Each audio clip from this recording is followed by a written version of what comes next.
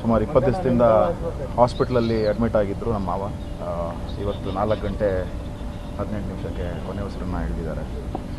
ತುಂಬ ಬೇಜಾರಾಗ್ತಾಯಿದೆ.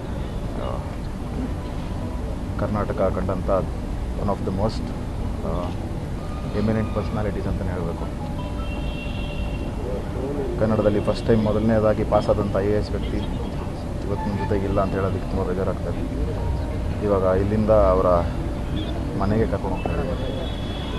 ಅಲ್ಲಿಂದ ಬೆಳಿಗ್ಗೆ 7 ಗಂಟೆಗೆ ರವೀಂದ್ರ ಕಲಾಕ್ಷೇತ್ರಕ್ಕೆ.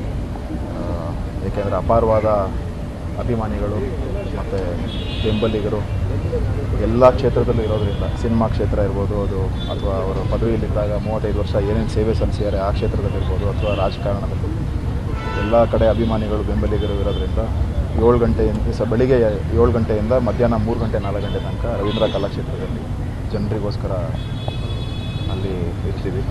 ಅದಾದಮೇಲೆ ಮಿಕ್ಕಿದ್ದನ್ನು ತಿಳಿಸ್ತೀವಿ.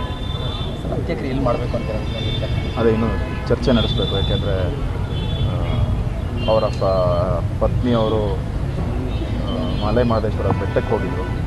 ಸೊ ಅವ್ರ ಹತ್ರ ಇನ್ನೂ ಡಿಸ್ಕಸ್ ಮಾಡಿಲ್ಲ. ನಾನು ಅವ್ರ ಹತ್ರ ಫೈನಲ್ ಆಗಿ ಡಿಸ್ಕಷನ್ ಮಾಡಿ ಮೀಡಿಯಾಗೆ ತಿಳಿಸ್ತೀನಿ. ಸರ್ ಏನಾಗಿತ್ತು ಅಂತ ಹಾಸ್ಪಿಟ್ಲಿಗೆ ಕರ್ಕೊಂಡ್ಬಂದಾಗ BP ಇಶ್ಯೂಯಿಂದ ಕರ್ಕೊಂಬಂದಿರೋರು, BP fluctuations. So cardiac arrest ಆಗಿ ಒಂದು 6 ಡೇಸ್ ಆಗಿದೆ. ಇವತ್ತು ಮತ್ತೊಮ್ಮೆ ಇನ್ನೊಂದು ಸಲ ಕಾರ್ಡಿಯಾಕ್ ಅರೆಸ್ಟ್ ಆಗಿ ಕೊನೆ